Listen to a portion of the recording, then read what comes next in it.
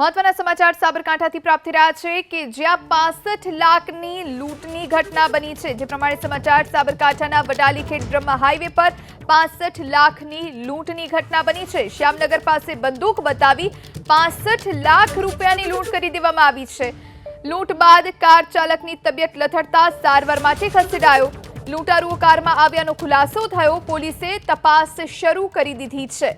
તો સાબરકાંઠાના વડાલી ખેડબ્રહ્મા હાઈવે પર 65 લાખની લૂંટ કરવામાં આવી છે। શ્યામનગર પાસે બંદૂક બતાવી 65 લાખ રૂપિયાની લૂંટ કરવામાં આવી છે।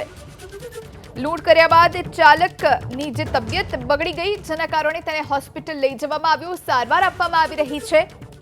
લૂંટારુઓ કારમાં આવ્યા હોવાનો પ્રાથમિક તપાસમાં ખુલાસો થયો છે। તો હવે વધુ તપાસ શરૂ કરવામાં આવશે। પોલીસ પણ દોડતી થઈ છે।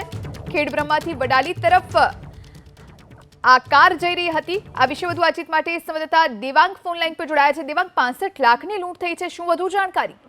બિલકુલ, વાત કરવામાં આવે તો સાબરકાંઠાના વડાલી પાસે 65 લાખની લૂંટની ઘટના સામે આવી છે। જ્યાં વડાલીથી ખેડબ્રહ્મા તરફનો જે હાઈવે હતો ત્યાં પર જે આ પરિવાર હતો તે જઈ રહ્યો હતો, ત્યારે શ્યામનગર પાસે અચાનક સામેથી એક ફોર વ્હીલર કાર આવે છે। આ કારને લૂંટવાનો પ્રયત્ન કરે છે। આગળ જે કાર આડી મૂકવામાં આવી છે, ત્યારબાદ બંદૂકની અણી જેમ 65 લાખની લૂંટ લઈ જે લૂંટારૂ આવ્યા હતા તે ફરાર થઈ ગયા હતા। લૂંટ કર્યા બાદ જે કાર ચાલકની તબિયત લથડતા હોસ્પિટલ ખસેડવામાં આવ્યો છે। હાલ જે તબીબની જે સ્થિર છે, પોલીસ સ્ટેશનમાં હાલ ફરિયાદ પતી છે। ત્યારે આ મામલે વડાલી પોલીસે ચક્કાજામ કરી અને વધુ તપાસ હાથ ધરી છે। આભાર દેવાંગ, વિગતો આપવા માટે।